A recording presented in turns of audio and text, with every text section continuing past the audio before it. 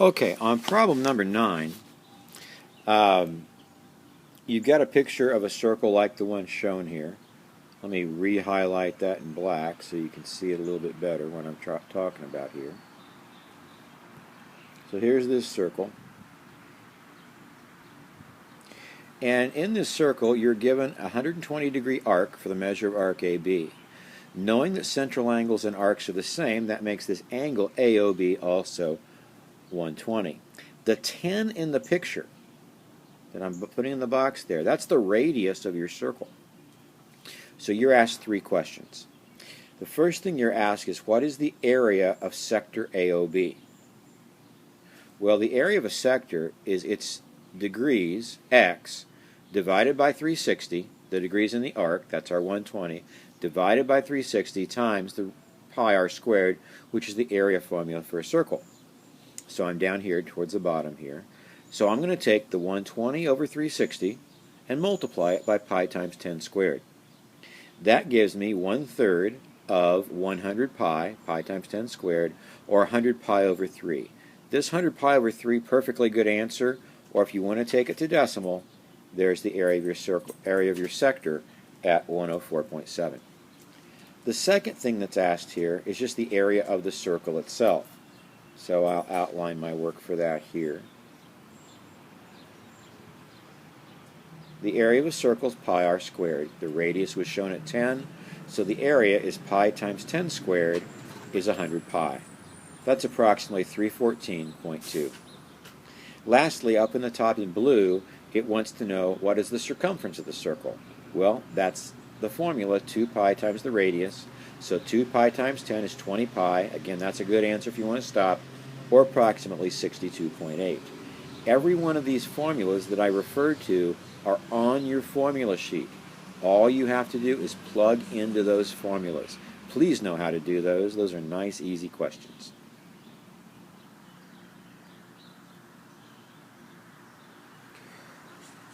Alrighty. On our next problem here, I've got to, let's see. Oh, skipped one. Number 10. The number of square centimeters in a square meter. And you're told there's 100 centimeters in a meter. So I've drawn a picture of a square. I've made it 100 centimeters on each side.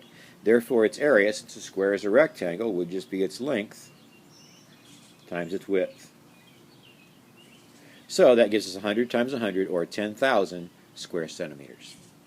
Notice a quick way to multiply powers of 10 is just count the zeros, write down the 1, and then 1, 2, 4 zeros were right there, so 1, 2, 4 zeros, 1, 2, 3, 4 zeros in the answer. I think I said 1, 2, 4. That made no much sense. 1, 2, 3, 4. Okay, next problem. Okay, the problem says that you have a regular 6-sided polygon. That's a hexagon. The number of sides up here then, n, is 6. Its perimeter is 420. Well, the perimeter of any regular polygon is just its number of sides times the length of each side. That's that p equals n times s. So 420, the perimeter, must equal the number of sides 6 times the length of each side. If you divide by 6, then the length of each side is 70. Okay. Got the reason we're errors over there. They're out of there now. I transferred that 70 where it's supposed to be down here to the bottom. That's the length of the side. Now that means it's going to get split up into 35s each when I do my central angle triangle, which I'm doing here, and put it in the apothem.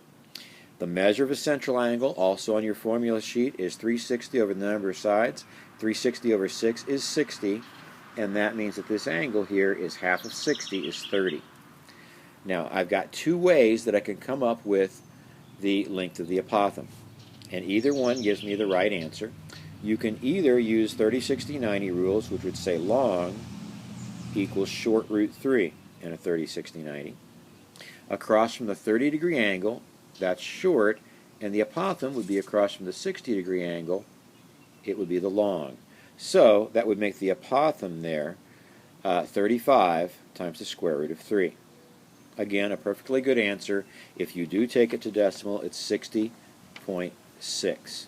But please don't round off the square root of 3 and then multiply by 35, because your answer will no longer be accurate to the nearest tenth.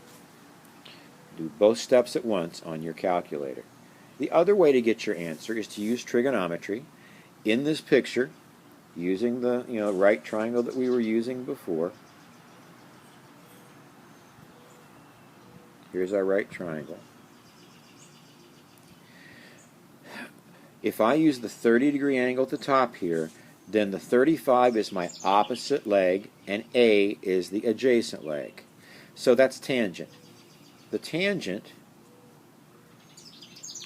of 30 degrees is equal to the opposite leg, 35, divided by A.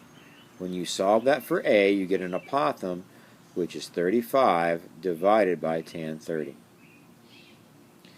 That also will come out to 60.6 when you put it in your calculator.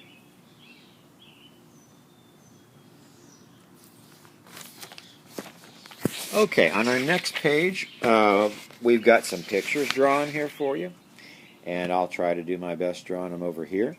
So, on 12, part A, you're given a triangle, and letters on it are A, E. This dotted line is going over to C here. It's going over to E, rather, and B.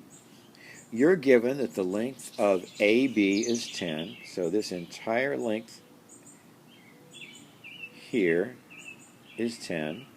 You are given that CE is 8, and finally that BC is 12.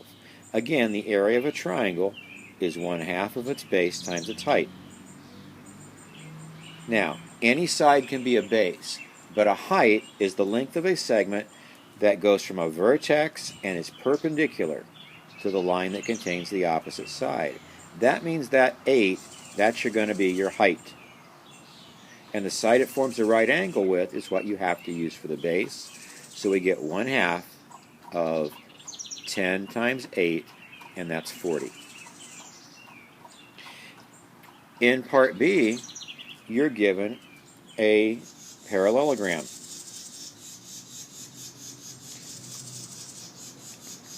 ABCD.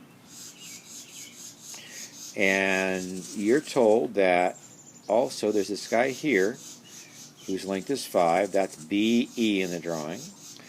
And the length of AD is 10. So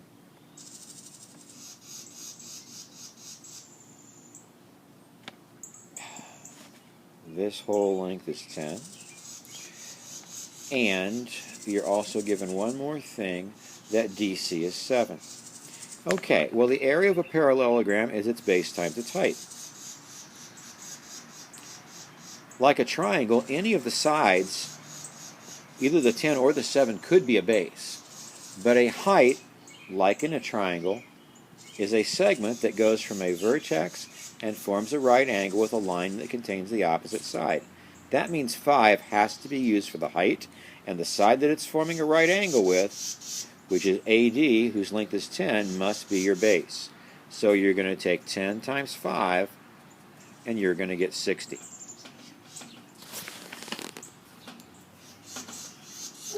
Okay, the last one, there was no part C, we skipped that. The last part here, D, you've got a trapezoid. And you've been told that the length of CE, which is that segment, is 4. The length of BC is 7. The length of AD is 10.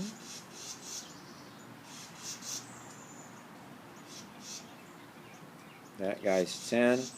And finally, AB, which is up here, is 6. Okay, well, again, you go look up your trapezoid formula. It is that its area is 1/2 of its height times its bases added together. Okay, the bases are the parallel sides, so the 7 and the 10 must be your bases. The distance between the bases, which is what this 4 is in the picture, is your height. So you're going to take 1/2 times 4 times the quantity, 10 plus 7, and that's going to be 34 when you figure that out.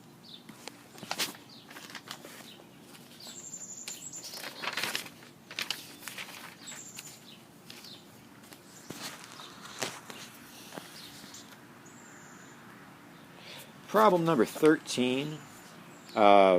We've got this figure, and it's a figure made up of parts that are rectangular. And we know we've got a 10 there, a 6 there. My units everywhere are feet. That's 15, and that's 10. The first, what we want to know is what's the area and what are the right units? Well, since we start in feet, the units, that's going to be easy. That's going to be square feet. Okay? Now, the area. What I'm going to do here is I'm going to draw a line going straight up. That means this piece right in the middle is 10 by 15. So its area is 10 times 15. It's 150. And on the end here, now all the way up and down is 10. This much of it is 6. There must be 4 left for that little piece. So that little piece has an area of 4 times 10. So if we take, that's 40. If we take 150 plus 40, we'll have our total area. So our answer is that it's 190, and your units are square feet. Number 14 will end this video. Number 14, we have a regular pyramid. That means it has a regular polygon for its base. Now, it's a regular 30gon, so that's going to be something to deal with here. 30gon. Well, that means that the number of sides for the base, I'm going to use n for that. So let's think about the base. It's a 30gon. And each base edge is 6.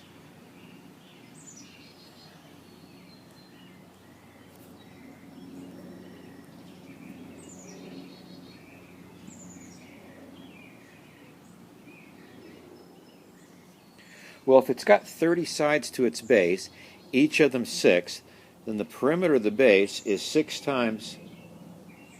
I'm sorry, I messed that up. The base edge was 4. Sorry. Right logic, wrong number. So that means the perimeter of the base is going to be 30 times 4 is 120. We're given that the height of our pyramid is 6. Let me just record that somewhere. H for the pyramid is 6. That's for later use. Okay, we need to get the area of that base. We know its perimeter. It's a regular polygon. So we're going to use, anytime we have a regular polygon, we're going to use that the area of a regular polygon, which is our base, so our base this time, we're going to use the 1/2 PA formula. Well, we just found the perimeter of the base. That means we need the apothem. Okay, now to get the apothem, I need to get the central angle. The measure of the central angle is 360 divided by the number of sides 30. That's going to give me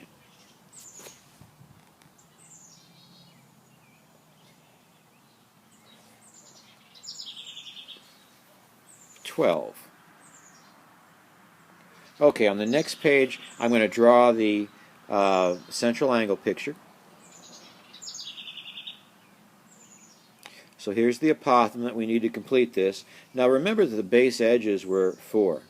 That means they get split into 2 and 2, and that that 12-degree central angle gets split up into pieces that are 6 and 6.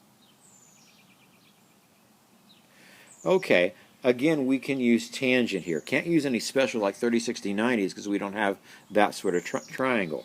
But you would have here that the tangent of 6 is equal to 2 over A. So that means that A is 2 divided by the tangent of 6. Now, if you convert that to decimal, keep a lot of digits right now so you'll be accurate. These are at least 3 digits. But I would just leave it as the apothem as 2 over tan 6 and go to my 1/2 PA formula. So the area of the base, capital B, is 1/2 of the perimeter of the base that we figured out to be 30 times 4 was 120. Times that apothem, which we just got, 2 over tan 6. Well, I wouldn't even do anything much yet. Notice that the 2's cancel. This is just 120 over the tangent of 6. So what I would do now is just go straight to my formula. That was the area of the base for volume. The volume of a pyramid is 1/3 the area of the base, which would be 120 over tangent of 6, multiplied by the height, which was given to us at the start of the problem as 6.